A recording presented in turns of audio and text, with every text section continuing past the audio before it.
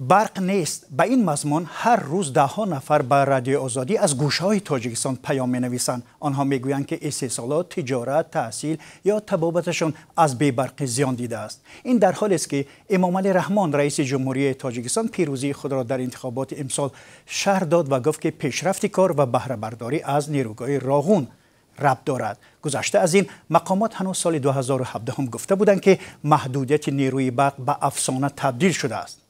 آیا لیمیت دوباره برگشت؟ کی از بین می رود؟ اینها نیز سوال خوانندگان ماست و شرکت برق تاجیک به آنها پاسخ قطعی نداده است. تنها یک دفعه نماینده شرکت وضع فعلی را به تعمیر دستگاه و تجهیزات پیوند داد. اما حالا معاون نخست وزیر تاجیکستان آن را به کمی آب در آب انبارهای نیروگاه‌ها ربط داده است. ما از شرکت برق تاجیک رسما خواستیم نماینده‌اش را برای اشتراک در برنامه گپ آزاد فرستد، ولی با بهانه این کار جامعه عمل نپوشید. پس برای صحبت در این موضوع حامد جان عارفوف، کارمند سابقه‌دار ساحه برق و شرکت برق تاجیک، و میرحسین نظریف، محقق استرافیزیک و رهبری پیشین حزب سوسیالیستی تاجیکستان را دعوت کردیم. به برنامه ما خوش آمدین. سوال اول ما این است که شرکت برق تاجیک سبب محدودیت را به تعمیر دستگاه و زیر ایستگاه‌ها ربط داد و همین حالا روشن شد که این به کمی آب در آب انبارها بوده است. می شود به این تفسیر کرد و باور کرد که واقعا سبب همین است؟ جناب عارفوف، نظر شما چی است؟ به فکر من همین گپایی که اینا گفته استادین جان دارد، چون که هر چند وقت سالوی سیل آب میبیاد و سالوی کم آب میبیاد. همین سال 2019 از 2020 به زمستان آنقدر سیل برف نبود، بارشات بسیار نبود. برای همین هم تابستان 2020 تابستان 2000 آنقدر گرم نبود. اگر گرمتر میشد همین برفی کم می باشد، آفتاب پیاهای آب میکرد. ولی جناب نظریف، نظر شما چی است؟ به نظر گرفتن در این دویم سبب. سوم سببش هم است. ولی سوم سببش همین که ما هم گس نورک ریکنسترکسیا کرده است، گنراتورهای حلش کردیم. این دیگر هم خود گس نورک ساختن باید اونجا چند همین خیلی سبب ها پیدا میشد که اینو همون آدمایی که همین راهبری کرده استاده است این پروسس با گپ راستش مردم به نمیگویند. برای چی نمیگویند من نمیدونم. مردم میمون تا این درجه بسواد نیستن. باید دانند که همین سال وضعی نامایست است. همین سال وضعی نامایست است. شما باید دانید، شما باید شرایط همین خیلی استفاده برید که دولت که نمیرسد. درست. تشکر زیاد معلم. جناب نظریف، نظر شما چی است؟ شما چی میگوید به این مسئله؟ تا اندازه من با گفته های استاد عبدالله رجب راضی هستم، اما استاد در راجع به پهلوی دیگر مسئله سخنرانی نکردند. پهلوی دیگر مسئله تا اونجا که شما میدانید این شرطنامه بین دولتی بین افغانستان و ازبکستان بود که تاجیکستان یک مقدار نیروی برق خود را به این دو کشورها انتقال میداد. اما این خیلی شرطنامه هست، اما بالبر اون حالت که وضعیت ناجور در مملکت به عمل آمد گویا که این شرطنامه تا حد کاهش یافت. یعنی همگی 40% برقی که باید به افغانستان میدادن ندادن، زیرا که با افغانستان به نظرم که حدود 320 مگاوات نیروی برق میدادن. در حال حاضر که پروبلم برق در ترکستان مثلا با مسئله بسیار جدی تبدیل یافت، متاسفانه حالا هم همین نیروی برق میتونه اکنون نداده هم نمیتونه، برای که شرطنامه بین دولتی بسته شدگی اگر مثلا بر وقتتر تا اندوشدن این شرطنامه فرض کنیم حکومت یک موافقه میگه و گپ دیگر بود، ولی وقتی که شرطنامه میبینید باید که شما اون شرطنامه رو شو کنید، رعایت کنید. پس چی معنا دارد؟ پس این برخوردی حکومت با در نظر داشت این وضع پیش آمده این چی معنا دارد؟ این مضمون اون رو دارد که آنالیتیکایی که در حکومت هستند متخصصی نیستن، آنها وضعیت رو درست تحلیل کردن نمیتوانند و پیشکی همین چیز رو به نقشه گرفتن نمیتوانند. بنابر همین امروز در فصل سر زمستون همین خیلی پرابلم روی کار آمد که در بیشتر مناطق‌های کشور نیروی برق نمیرسد، مردم اذیت میکشد. در چنین حالت وقتی مردم برای ساعت‌های دراز و هفته‌ها بی برق ماندن، مقامات تاجیکستان چیکار باید کنند؟ از کشورهای همسایه برق خرند؟ چی چاره باید جویند؟ اینا چی میشود گفت؟ جناب آریپوف شما چی میگویید؟ من گمان میکنم که حال در وضعیت فعلی باید حکومت تاجیکستان از کشورهای همسایه از جمله از ازبکستان نیروی برق گیرد، خریداری کند برای اینکه پرابلم حل شود. چون که وقتی که مثلا راهبر میخواد خودش در خانه گرم با تمام شرایط استقامت داشته باشد، شهروند همین شخص است، بله، همین انسان است. بنابراین راه یگانه من همین میخوام میگم باید حتما از کشورهای همسایه نیروی برق گرفته شود. وقتی که سیزن تابستان روی کار میاد آب بر زیاد است، ما میتونیم که اون قرضی که مثلا حاضر از اونها گرفتیم پرداخت کنیم. بله، تشکر. یگانه همین خیلی است. درست است. جناب آریپوف نظر شما به همین سوال چی است؟ ما افغانستان با فقط تابستان با برق میفروشیم. ازبکستان با فقط تابستان با میفروشیم. زمستان و یا ما گویا که میگردانند چیزی که ما میتیم و یا ما با زمستان میگردانند. برای همین من نمیدونم اینا سبب کردن ممکنه یا نه. اینجا بود یک دیگر بهانه بود، سبب یا بهانه گویم بود. اساساً کی برق ما استفاده میبرد؟ کدام اداره؟ اساساً تالکو، заводи تالکو بسیار میگیرد. سال تا 2017 تا سال 2017 تالکو بسیار قبول میکرد، بسیار استفاده میبرد. لیکن سال 2017 و یا با آواری شد اینو کمتر میگفتگی شدن. برای همین 2017 گفتن که ما لیمیت برداشتیم دیگر و حاضر با تالکو خیلی کنسترکسیون کردگی باشدن با فکرم زیادتر قبول میکند، زیادتر استفاده میبرد. اینش هم هست. بله درست است. ببینید در حالی که مقامات تاجیک سبب کمبود برق را به تعمیر در خطهای برق ربط داده‌اند و معاون نخست وزیر امروز گفت که این مسئله به آبانبار یعنی کمی آب در آبانبارها وابستگی دارد و این چیزها، ولی اینکه تقریبا طی 5-6 سال اخیر پاسخی شرکت برق تاجیک به ما خبرنگاران فقط همین بود که یعنی که باید دستگاه ها درست کرد، زیر دستگاه های برقی باید درست آماده کرده شود. آیا این یک مرحله معین، یک مکانیزم مشخص دارد؟ شما که سابقه زیاد در این ساحه دارید نظرتون چی است؟ چیگم با یک سبب است و کم به زبان میگیرن این коммерческий потери به زبان روسی میگویند. коммерческий потери یعنی دزدی است. همون برق اگر همون برقی که محصولات میشود یک قسمی و دزدی میشود. یعنی چخیل دزدی به کدوم معنا؟ این حرف تو چه معنا داره؟ коммерческий потери نامش است. مثال گیریم همه میدونند دوری سویتی به همین بود. هر یک خاندان مثال گیریم من حساب کنک هست که حساب کنک برقی است شوچ میگن با زمان رسید. مردم حرکت میکند که یک قسمی برق همون حساب کنک رو ندارد. این نه فقط مردم عادی، من همین نان میبراوردگی استای نان پزا و دیگر هر یک آشخانه، هر یک رستوران همین خاطر بسیار دزدی میکند که تا باز گفتن. یعنی که مقامات خبر دارد از این تلفاتی که شما میگویید؟ مقامات تاجیکستان خبر دارد و چرا نمیگویند؟ سبب چی است؟ اکنون این چی گویم؟ شما میدانید که از دورهای پیشتر خیلی نه فقط تاجیکستان بود، بسیار دولت ها باید این کروپسی میگویم. کروپسی یعنی پولخوری همین خیلی چیزا دارم. سیستم انرژتیک از دورهای سویتی، لیکن دورهای سویتی جدا کم بود، این چیزا جدا کم بود. همون بعد از سالهای 1992 این طرف رفتن میگه بعد از جنگ در وقت جنگ بعد از جنگ این چیز جدا بسیار ترقی کرد.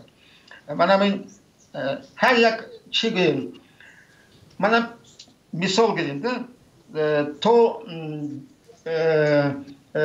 1997 اگر تلفات تکنیکی پاتری اگر تکنیکی پاتری تو 9% بود 9%، بعد رسید تو 17%. این یگان کس حساب کردگی نیست 17% این اصلی یا دروغه. اگر دروغه باشد همین راز نیست میگیم جو میره کسای همون سرداران میره بین خودشون تقسیم میکنن. اینش هم هست. یعنی که شما گفتنی هستید که حتی مقامات شرکت برق تاجیک از این تلفات و دزدی‌ها آگاه هست، حتی مساعدت میکنند. همین طور معلم؟ همین طور است؟ البته میداند، رهبرای دولت هم میداند. آخران وقتا همین مسئله سخت گرفتگی کمتر شده ایستاده است. همین تکنیکی پاتری گفتگی از 17 تا 11 از 7 آمده است. پارسال مثال گرفت. تشکر. من فکر میکنم که اگر نماینده شرکت برق تاجیک در این صحبت ما اشتراک می‌داشتند شاید باز رنگ صحبت ما دیگرگونه تر میشد، بسیار نکته ها با آشکار میشدند. جناب نظریف، نظر شما چی است به این حرفایی که محترم عارفوف گفتند؟ شما چی میگید به این سوالی که اونا پاسخ دادن؟ بله، یکی از سرچشمه‌های اساسی اون که مثلا در برق تاجیک امکاناتی به مردم تامین کردن وی نیست، این کروپسی است. و در زمان چند سال پیش ما یک گروه هم عالمان گوییم مسئله ساختن نیروگاه‌های برقی شنا کننده را در مسئله گذاری کردیم در نزد پرزیدنت اکادمی علم ها و پرزیدنت اکادمی علم ها و مقامات های بالایی هم مسئله گذاری کردم، ولی متاسفانه در سطح حکومتی همین پیشنهاد دستگیری نشد. حالا اون که مثلا در یک خود دریای ظرفشان حدود 1 میلیون دانه ماندن نیروگاه های برقی بود که میتوانست که هر یک دهه از نزدیک از همون نیروگاه ها برخوردار شود. و این درست است. این مسئله بله، این مسئله بله در میان هست. بله این مسئله واقعا جالب است. متاسفانه حکومت دستگیری نکرد. اگر همین اقدام ما مثلا 4-5 سال پیش دستگیری میکرد، الکی مبلغ گذاری میکرد، الکی چندین نیروگاه های برقی شنا کننده روی اون میومد که یک کمک بود به خود فعالیت هم حکومت و هم پرابلم های مردم حل میشد. درست است. ولی میگم که نقطه نظر بخشش می‌رسم اون چیزی که برای دولت برای مردم ضرورت است متاسفانه از بالا دستگیری نیافت. این نکته که بود، یعنی که چرا مقامات همین وضعیتی که می حال حاضر در کشور پیش آمده است که از ساعتی اگر اشتباه نکنم 8 صبح تا 5 بیگاه برق خاموش کرده میشد ولی کسی شهر نمیداد. حتی مقامات تا حال حاضر به مردم از طریق اقلا تلویزیون دولتی شهر نداد. این وضعیت چی است تا کی ادامه میکنند؟ هیچ یک چیز.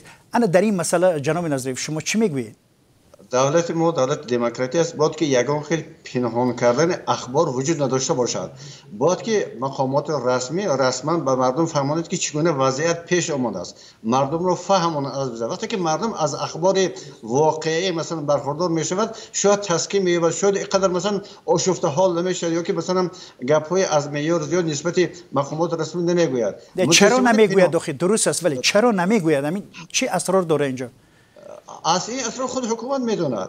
خود حکومت خیلی خوب میدوند که برای چی اجازه نمیتن که واقعیت حال به مردم بگویند. کارمندان ما در دوشنبه در یک صحبت سری راهی نظری چند نفر را درباره بی‌برقی به نوار گرفتند که حالا با هم میبینیم و بعداً با صحبت ما رو ادامه میدهیم. این دستیویت پیدا میشود 2 ساعت پس گم میشود، ساعت که 10 شد نیست میشود. تو سحری ما نگاه کردیم استیم تو ساعت 5 بعد درگیران میشود، خنک میشود. بیچاره اونجا کلین دارم، نیوره دارم، دیگران هست. آن زندگانی کردنش به حد قیل شده است. شهر با اساسا هر قشلاق یک علاج کرده ایستاده است. ما جایی که زندگی میکنیم همه وقت سویت هست. ما 1 ساعت نه مثلا بکشن 2 ساعت 3 ساعت بعد میتین. شهر ندادن که برای چی سویت میکشن در شما؟ شهر دادگی بودن، اومده بودن از طرف دولت که سویت کشی سر میشه، ذخیره کنین، خیلی چیزاتو نمونین. که این سال سویت کشی بسیار میشه. نگفتن برای چی برقه میکشن؟ نه کشن نگفتن. گفتن سهر 8 میکشن تو. بعد از چند ساعت میدین؟ دیگه 5 میتین ده. تا شکرانه میکنیم، شکرانه رهبرامون بیان میدونن، ما نمیدونیم پارلمان جمهوری ترکستان، ما نمیدونیم. شماندان تشکر. و این گردوک دیپرازیم برق داریم. برقی تاجیک در پیش ما مرد در پیش میریم یاد ساز میکنند یک مینوده. برنامه گپی آزاد است و این نظری چندی از ساکنان پایتخت بود. ما هر روز از منطقه های کشور نیز عینی مضمون شکایت ها میگیریم. پس ببینید در اینجا بازم مردم برگشتن به مسئله اینکه به طور پراکنده برقها خاموش میشن ولی مقامات هیچ پاسخی نمیدهند. یک ساکن ناحیه دوردست لخش پرسیده است. جناب عالی گفته بود که در تمام تایستان محدودیت دیگر نمیشود، لیکن در ناحیه لخش 28 روز شد نیروی برق را خاموش میکنن. شب هر وقت که خواهند خاموش میکنن، هر وقت خواهند میدهند. مردم اذیت کشیده ایستادند. شما چه میگویید جناب عارفوف با این وضعیتی که حال پیش آمده است؟ وضعیتی البته وضبین است. برای مردم عادی این شرایط جدا وضبین است. در دیها، در قشلاق علوی هست یا انگشت میسوزانند، هزوم است. مثال بریم شهر به آشتانه درون کوارتیر نمیمانید که این کمک دیگر شرایط برای همین پایتخت به سویت میتین چتی شهر به یخیل وقتا میکشن یخیل وقتا هستید. این پرابلم آسان نیست. شما خودتون برق معلم 24 ساعت همیشه بروز برق دارید در خانتون؟ خیلی اکنون گپ راست شگم من مرکز با میشینم. مرکز شهر به جدا کم میکشن لیکن جدا کم. ما با دیگر من سویت گم میشه دیگر پرابلم. این درون شهر به خاطر بینای کلون ساختن کو. بله. اینا بینای کلون میسازن، همون پیوست میکنن، همون پستانسای مایده با. اوای با همین حساب نکردن. مثال گریم رشد کردگی نه این چیز با. نگروز که بسیار میشود کنده میشود. درست است. بعضی‌ها پیشنهاد دارند که تاجیکستان به نیروی بادی و یا خورشیدی رو بیارد و مشکل را میتواند حل کند. آیا این کار امکان پذیر است؟ شما چی میگویید؟ من همین خیلی فکر کرده هستم. تاجیکستان با شرایط بسیار است برای همون برق زیاد برآوردن، دزدی کم کردن، بسیار شرایط داریم. لیکن افسوس که همون اطراف رهبریت با فکرم این مسئله با کم اهمیت میتیم. با فکر من نمیخواد نباشد. این همین مثال گیس شوراب و دیگر گیس و که ها با ساختن ممکن بود. من میدارم اینوسترها هست لیکن روزگی رهبریت گرفتن نمیتونن. برای چی؟ آدم میگن همون اینوسترهایی که میگن که از ما همه خیلی پولی کلان طلب میکنن که ما نمیتونیم این خطر دادن. اگر ما این پول تیم ما ضرر میبینیم. جناب نظریف شما چی میگویید؟ نظر شما چی است؟ امکانات های فراخی روی کار آوردن سرچشمه‌های انرژتیکی وجود دارند. شما برحق علاقه ذکر فرمودید که یکی از این سرچشمه‌ها انرژی بادی است. واقعا تا اونجایی که من آگاهی دارم از حساب انرژی شمال امکان پذیر است که در یک سال حدود 100 میلیارد کیلووات ساعت نیروی برق استفاده کرده شود. این فقط از حساب نیروی شمال. سرچشمه دیگر این استفاده بردن نیروی آفتاب است. همین مشکلی اصلی چی است؟ یعنی که دولت پول ندارد یا اینکه امکانی تکنیکی یعنی که نحوی یا اینکه اراده اصلا جای نداره که همین کارا رو هر چیز زودتر به راه مانند؟ گمان میکنم که در سطح حکومتش نفرانی که همین پرابلم ها توجه کند با این پرابلم ها حل شوند شاید که نباشد. ببینید حاضر در همین صحبت در برابر وضع بی‌برقی کشور شما گفتید که باید مسئولان شرکت برق تاجیک به مردم وضع پیش آمده را شرح دهند، ولی در حال حاضر آنها خاموش هستند. اما سوال دیگر پیش میاد که چرا پارلمان تاجیک خاموش است و این دپوتات ها وکیلان پارلمانی که امروز در کرسی پارلمان نشستن همون انتخاب شده های همون مردمی هستند که حالا در اطراف و دهات اینجاها اذیت کشیده ایستادند. نظر شما چی است؟ باید پارلمان امروز چیکار باید کند؟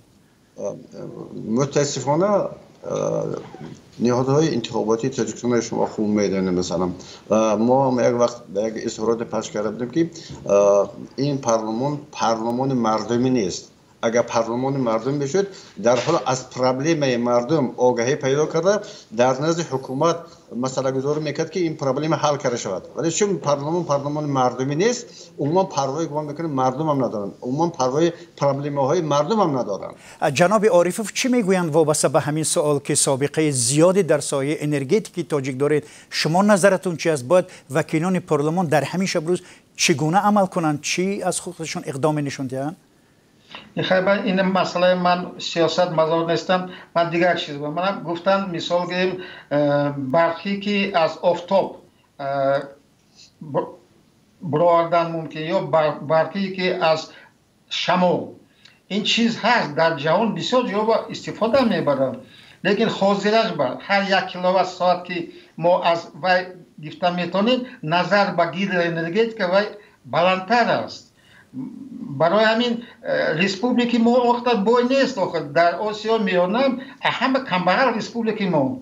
بعد این مثال گریم من میخوام ماشین خریدم، ماشینی، لیکن من پول نداشتگی باشم من چی میخرم؟ ما ریسپوبلیک جدو خرج بسیار گفتگی، مثال با از این زیاد خرج گفتنم حق ندارد. نظر است و نمیتین از این گفتی و یا لیمیت دارد. مثال گرفتن نظر به ВВП چقدر خرج باید باشد. درست است، لیکن ببینید من از این حرفای شما چنین برداشت کردم که پس یعنی در حال حاضر وضع تاجیکستان بستگی دارد به باد و هوا. باران بسیار زد و آب انبارها پر شد، یعنی که برق فراوان می شود. اگر نشد پس ما باید در تاریکی در هوای سرد بشینیم. یعنی همین است معنای کار شرکت برق تاجیک و مقامات مسئول کشور. برق تاجیک یک اداره است که خودش به سردار نیست و اکسانیان общества گویانم و اکسانیان общества نیست، در اصل اکسانیان общества نیست. مثال گیریم سردار و از بالا تعیین میکنن، اگر گپش توقی نمیاد سردار کده و کار آزاد میکنن. برای همین اونجا هر کس کار کرده نمیتواند. مثال گیریم عبدالله یاروف کار میکرد، دید که گپی وی به عمل توقی نامایست است، ارزن اشتر رفت. مثال گیریم برای همین این خیلی خوزی برق تاجیک فقط ایدار کردن ممکن نیست. برق تاجیک متخصص دارد، متخصص گندن این متخصص نقد دارد و یا پیشنهاد میکنن، لیکن در بالا قبول میکنن یا قبول نمیکنن، این گپ دیگر است. پس راه حل مسئله چی بوده میتوند؟ میشد یک برنامه مشخصی در این میان در چنین وضعیت پیشنهاد کرد؟ نه است که همون رادیوستانس شما این مسئله برداشته ایستاده است. نه است. غیر از شما من نمیدونم یگان مجله یگان گازیت این مسئله نمیبردارد. برداشتن در کار پیش مردم با پیش حکومت با، چون که این کار باید حل کنن. حل کردن نشون در کار. حل نکنن اگر کی میدونه پگاه چی میشد؟ رنگ بلاروسی برین نشود، رنگ کرغیزستان برین نشود. این خیلی شدنش ممکن. خیلی مردم ما جنگ دید، برای من دویم جنگ نمیخواد، تا خط کرده ایستاده است. لیکن این خیلی رفتار کردن نه که تا خطم جای دارد، آخر یک روز دید کفیدنش ممکن. بله. برای همین اینه به نظر گشتر نشان داد کن. بله، من به هر دوی شما اظهار تشکر میکنم و در پایان میخواستم نظری هر دوی شما را بپرسم که این بی‌برقی دوامدار راه حل دیگری داشته میتواند؟ جناب نظریف شما چی میگوید؟ البته داشته میتواند. همچنین متخصص فکر من همین است که باید که امروز حکومت رسمی برای مثلا روی کار آوردن سرچشمه‌های گوناگون انرژتیکی سهم ورزد. حرکت کند که امکانیت فراهم بیارد که مثلا هم انرژیتیک آفتابی هم انرژیتیک بادی هم اونچونه که ما گفتیم که ما یک مدل نیروگاه برقی شنا کننده را پیشنهاد کرده بودیم. حکومت بهانه پیش آورده است که بعد وقتی که شما این خیلی نیروها استحصال میکنید برقی ما رو کی میخرد و با همین بهانه مثلا اون پیشنهاد ما رو قبول میکرده بود حکومت. اگر مثلا پذیرایی میکرد مبلغ گذاری میکرد دستگیری میکرد ما استحصالات رو برای میبینیم البته ممکن هزار همین نیروگاه های برقی شروع کننده روی کار میموند که این یک کمک میشد برای حل پرابلم مثلا امروزی مملکت. تشکر. جناب عارفوف نظر شما چی است؟ همچون متخصصی که سابقه زیاد در این ساحه دارید شما چی میگویید؟ خازل همین هم صحبتمون گفتن که مثال مالگیس بسیار تا ساختن در کار من همی پروگرام داریم از روی پروگرام گویا که 310 مالگیس ساختیم گویا که ساختیم. این کم یا بسیار است. در اصل وقتی که حساب کردن همون 310 نبوده است 200 چند بوده است. یعنی همون کارمندای راهبرای حکومت‌های نویه ساختن نساختن می‌نویسن که ساختیم گفتن. این طرفش هم هست. دیگر طرف من مثال گیرم همین سال کم آب اومد درست. همین سال ما تنخیصی میکشیم لیکن سال آینده یکی سال آینده البته سیراب میشد. البته خواست دیده استادیم که چقدر برق میشد. بعد گفته همون متخصصا برقی ما را کی میخرد؟ اینم هست. من پامیر به گس ساختنی شدن نزد روشان با گس صنوبر ساختنی شدن و 208 میگاوات خواست پامیر به این خیلی نیست یگان ما به گس ساختنی شدن. یعنی آموختن که کی این برقی میخرد. فکر کردن که افغانستان میخرد. افغانستان میخرد بسیار درکار نبود است. او رو کردن میخریدگی دولت میخریدگی پتریبیتل نیست این خطر. اینم پرابلم است. درست است. این یک پرابلمی خیلی مهم شما اینجا ذکر کردید ولی اگر وضع به انمی حالی که امسال جای دارد ادامه کند و سالهای دیگر هم پیش آید و کمابی و بارشات و کم شود و این چیزا در چنین حالت برای کشور تامین کردن با برق مقامات چیکار باید کنند؟ من یک چیز گم زمستان با برقی نمیرسد. زمستان یعنی ما باید تپلوی ستانسه تیتسا بسیار تر سازیم. ما پیش من تا که ما همون تیتس دوای نساختیم دفیسیت زیادتر بود کن. ما برق تاجیک نقشه دارد. مثال گیریم در یغنو تیت ساختن در اسفرات تیت ساختن در همون وادی وش طرفای غشت تیت ساختن. همین چیز ساختن در کار تیت ساختن در کار. تشکر زیاد. زمستان کار میکند. این چیزی نقض است. بله دقیقاً درست است. تشکر زیاد برای شرکت شما. بینندگان عزیز برنامه گپ آزاد را در همین جا به پایان میبریم. یادرس میشم مهمانان ما حامد جان عارفوف کارمند سابقه دار برق تاجیک و میرحسین نظریف محقق استروفیزیک و رهبر پیشین حزب سوسیالیستی تاجیکستان بودند. من میرزا نبی خالقزاد برنامه را پیش میبردم. تشکر زیاد. خدا نگهدار شما.